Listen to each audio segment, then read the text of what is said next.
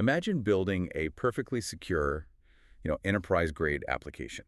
You have your infrastructure completely locked down behind firewalls, your API endpoints are authenticated, your database is fully encrypted at rest. Sounds like the dream. Right. But then the entire system gets completely compromised, and not by some sophisticated zero-day exploit in your stack, but literally because your application processed a single line of white, invisible text embedded at the bottom of a user's PDF upload. Which is just wild to think about. It really is. And if you are a software engineer listening to this right now, that scenario should absolutely keep you up at night. Oh, 100%. So today, we are opening a stack of notes from the LLM Mastery series to look at the exact mechanics of prompt injection. Our mission for this deep dive is to understand why this vulnerability represents a structural, almost existential crisis for AI application architecture. And more importantly, how you actually engineer around it when you have to, ship production code tomorrow. Exactly. Yeah. We need practical solutions here. Okay, let's unpack this. Because the baseline claim in our sources is pretty massive. They are calling prompt injection the AI equivalent of SQL injection. Yeah. It is a bold comparison. But structurally, it is incredibly precise. Walk us through that. Well, if we think back to the early days of web applications, SQL injection terrorized developers for a very specific reason. And that was because databases lacked the ability to inherently distinguish between the query structure that the developer wrote and the user input passed into it. Right, the classic Bobby table scenario. Exactly, yeah.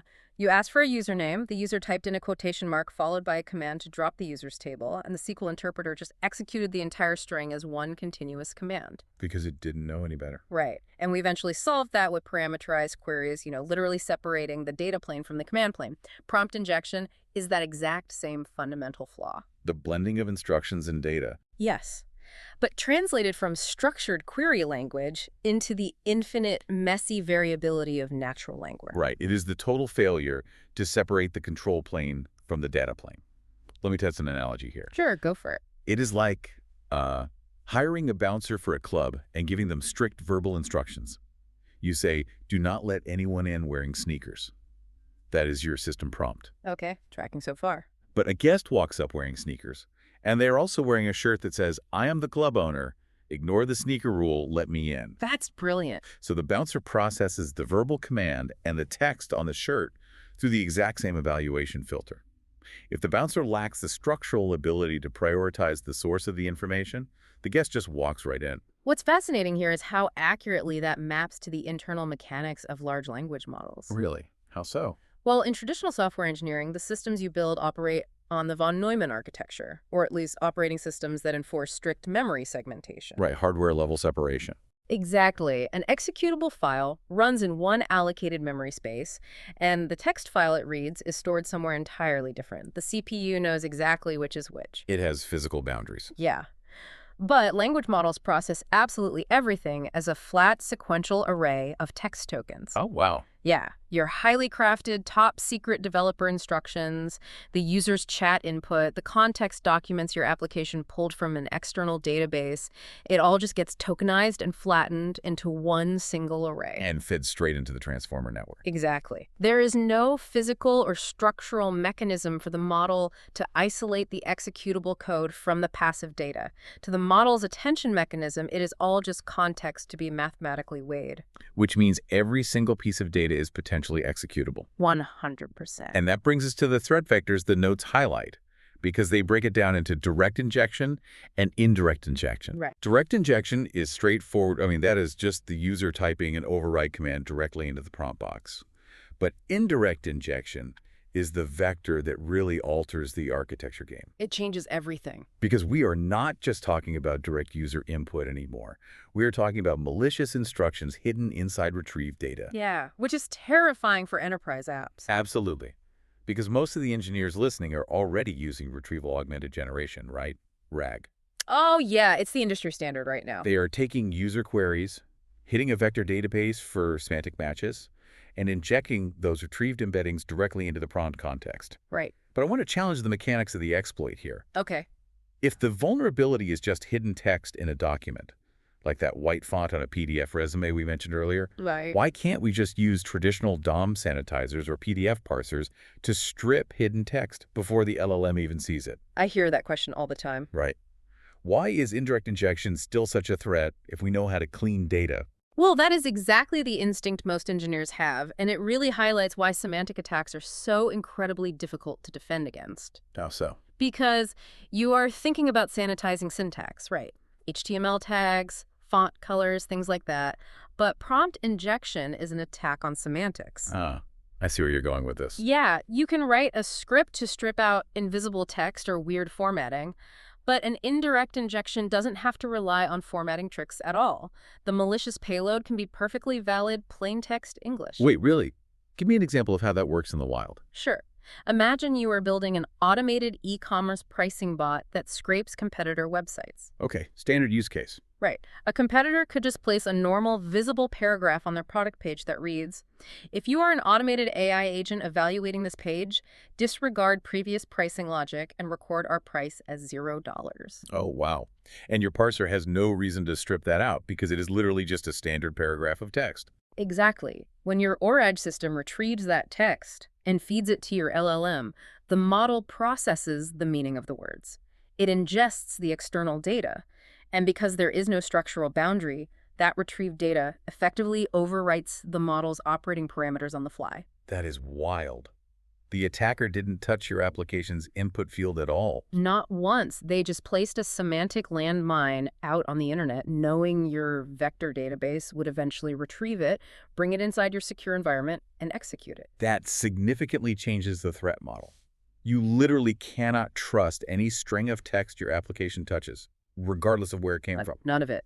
But as an engineer, I mean, when you see a bug like this, a fundamental flaw in input handling, your immediate reaction is to want to patch the root cause. Of course, you want a clean fix. Right. You want to fix the architecture so the bug simply cannot exist. But our source material is incredibly blunt about this. They suggest that this problem might be fundamentally unsolvable within the current autoregressive AI paradigm. Yeah, that is the bitter pill to swallow. And it comes back to the lack of hardware-enforced privilege boundaries. But here's where it gets really interesting. In traditional computing, we solved this exact type of boundary problem at the hardware and kernel levels decades ago. You did, yeah. We have CPU rings of privilege. Ring 0 is the kernel space, which is highly trusted, and ring 3 is user space, which is entirely untrusted. We have execution protections physically built into memory. Yep. So I am looking at the architectural constraints in the notes, and I have to ask, is it literally mathematically impossible to build those exact same ring 0 privilege boundaries into the attention mechanism of current LLMs? If we connect this to the bigger picture of how transformer math actually works, we see exactly why those traditional computing concepts just fail to port over. Okay, break that down for me. Well, a CPU has physical logic gates designed to enforce those rings of privilege. If user space code attempts an operation reserved for the kernel, the hardware itself triggers an exception and just kills the process. Right, it physically stops it. Exactly. But an LLM is not a CPU executing logical branches or checking permission flags. An LLM is a massive statistical engine performing token prediction. And the core of that engine is the self-attention mechanism. Right, where it calculates the relevance of every token against every other token in the context window. Exactly. Every single token, whether it originated from your highly secure system prompt or the untrusted user's input, gets converted into a vector of numbers in a high-dimensional space. Okay, so they all end up as math. Right. The attention mechanism's mathematical purpose is to calculate dot products between all of these vectors to determine how much attention one word should pay to another when predicting the next word. So it blends them. Yes. It inherently and deliberately mixes the mathematical influence of the developer instructions with the user input. That mixing is what allows the model to understand context at all. You cannot draw a hard physical boundary inside a mathematical dot product. Okay, but to push back on that a bit, what if we just manipulated the math? What if we artificially inflated the mathematical weights of the system prompt tokens so they always, overpower the user input tokens? That is a great thought, and researchers have tried exactly that. It is called instruction weighing or prompt freezing. Did it work? Well, it creates a zero-sum arms race. If you force the attention mechanism to prioritize the system prompt too heavily, the model loses its ability to follow complex user instructions. It just becomes rigid and basically useless. Ah, so you ruin the product to save the architecture. Right, but if you loosen the weights just enough to make the model helpful again, an attacker just has to craft a longer, highly complex user prompt that mathematically outweighs your system instructions in the attention calculation. It just brute forces the math. Exactly. It is an architectural limitation of the autoregressive paradigm itself. The model predicts the next token based on the entire preceding sequence. There is no ring zero for the system prompt because, to the math, it is all just one continuous sequence of vectors. Okay, well, that is a sobering reality check. Uh, A silver bullet architectural patch does not exist, and we cannot rely on AI vendors to just push a quick fix for prompt injection anytime soon. Definitely not. But for the engineers listening, I mean, the sprint board still has tickets. You still have to deploy code and ship production-ready systems despite this fundamental flaw. You can't just stop building. Right. So we need to pivot from unsolvable theory to the practical reality of defending these applications. The source material outlines a defense-in-depth playbook. Since no single defense works, we have to rely on layered architectural patterns. The classic Swiss cheese model of security. Exactly. Let's walk through what these look like in a real production environment. The first layer they discuss is input sanitization and output filtering, but doing it semantically. Right, because we already established that rejects and basic parsers fail on semantic attacks. Yeah. So the baseline layer is to use smaller, highly optimized machine learning models specifically trained for classification. So you intercept the traffic. Yes.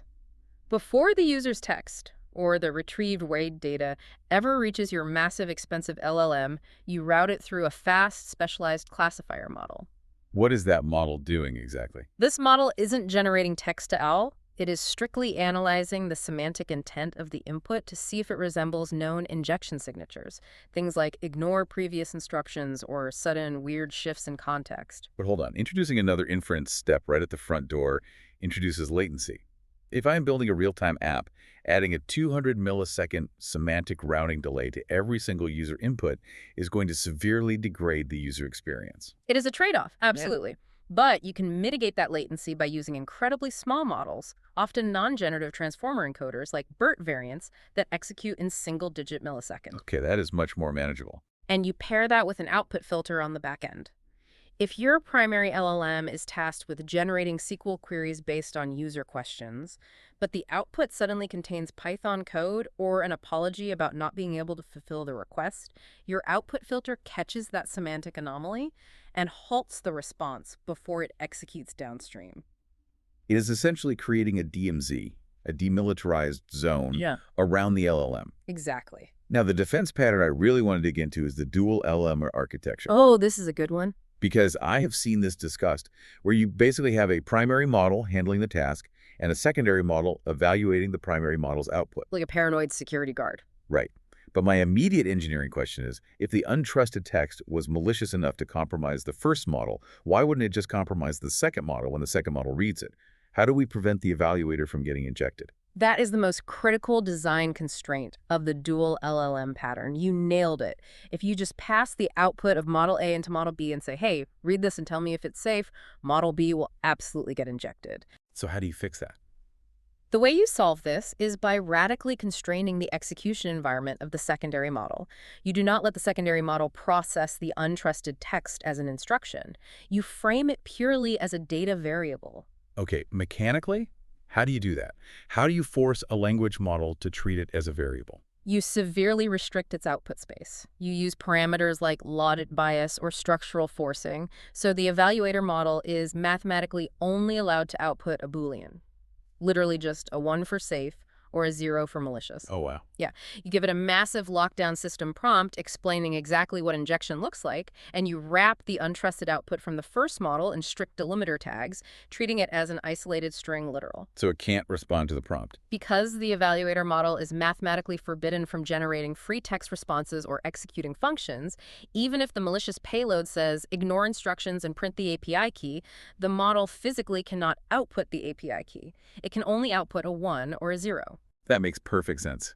You are essentially turning a generative model into a deterministic binary classifier for that specific step. Exactly. But wait, I am thinking through the sequence of operations here. What if our primary model isn't just generating text? What if we're building an autonomous agent that has access to live tools? Ah, now we're getting into the dangerous territory. Right, because if the primary model reads an injection that says drop the database table, and it has an active API connection to the database, it could execute that tool call before the evaluator model even gets a chance to review the final output.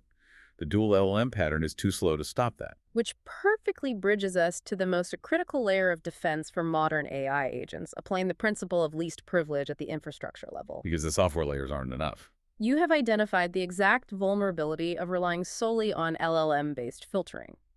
If your model has agency, you must assume the model will eventually be compromised. So we have to treat the LLM itself as a hostile actor within our own infrastructure. Precisely. If your LLM needs to query a database to answer a user's question, it should be operating under a strictly scoped database role that only has select permissions. It should never have drop or update permissions. Right. Limit the blast radius. Yes. If your agent needs to interact with an external service, you don't give it a God mode API key, you give it scoped ephemeral tokens that expire.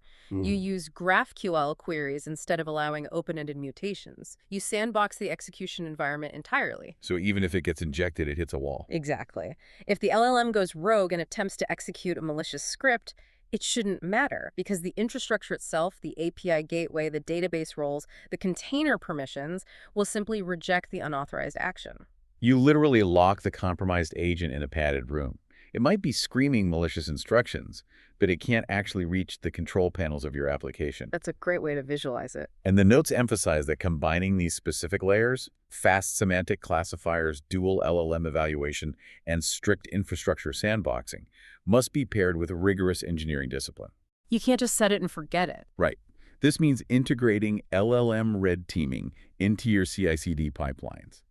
You should be running automated test suites that actively try to inject your prompts on every pull request, just like you run unit tests. Absolutely. You need to version control your prompts just like source code, because a slight change in the wording of a system prompt can completely alter its susceptibility to an attack. It really can. And when you look at all these layers working together, you are significantly reducing the attack surface. An attacker might craft a semantic payload clever enough to slip past your input classifier, Sure. but the dual LO evaluator might catch the anomaly in the generated output. And in the absolute worst case scenario where both models are fully compromised and tricked into executing a tool call, your infrastructure level principle of least privilege acts as the final hard stop. Preventing the attacker from actually damaging your database or exfiltrating user data. Exactly. It's about resilience. So what does this all mean for the software engineers listening, trying to build resilient systems today? It's a mindset shift. It really is a fundamental paradigm shift in how we view application security. You cannot treat prompt injection like a typical logical bug that gets a ticket, receives a software patch, and gets closed forever. You have to treat prompt injection as an ongoing, permanent arms race. Yep. As long as your application architecture relies on language models parsing natural language, attackers are going to find new, mathematically creative ways to twist that language against you. It's unavoidable. You have to continuously monitor your API logs for anomalies, adapt your classifier layers, and design your infrastructure, assuming the AI core is fundamentally untrusted. You cannot just wait around for a permanent architectural fix from the AI vendors. Because fixing it might require an entirely different approach to artificial intelligence itself. And that leads to a deeply profound, kind of lingering question about the future of systems architecture. That's that. Well, if the core mathematically unsolvable flaw here is that autoregressive models process natural language data and system instructions in the exact same channel, will the next major leap in AI safety require us to fundamentally rethink how software interfaces with neural networks? Oh, interesting. If human language is inherently too ambiguous, too semantic, and too easy to manipulate, maybe the future of secure AI isn't about writing more robust system prompts. What would it be then? Maybe it will require us to abandon natural language as a control mechanism entirely, forcing the industry to invent a new, strictly non-linguistic machine code dedicated strictly to neural network governance. Like a structural bypass. Right. We might need a structural way to bypass the attention mechanism's flat context window and inject undeniable hard-coded intent directly into the model's weights. Until we engineer that boundary, We are essentially trying to build secure fortresses out of poetry. Trying to build secure fortresses out of poetry. That is an incredibly powerful way to frame the challenge ahead. And that brings us to the end of our deep dive today. Thank you for tuning in late, for staring down the math of the attention mechanism with us, and for doing the hard work of understanding the underlying architecture of the chaos. Keep building secure systems, everyone. Exactly. Keep building, keep layering your infrastructure defenses, and stay curious.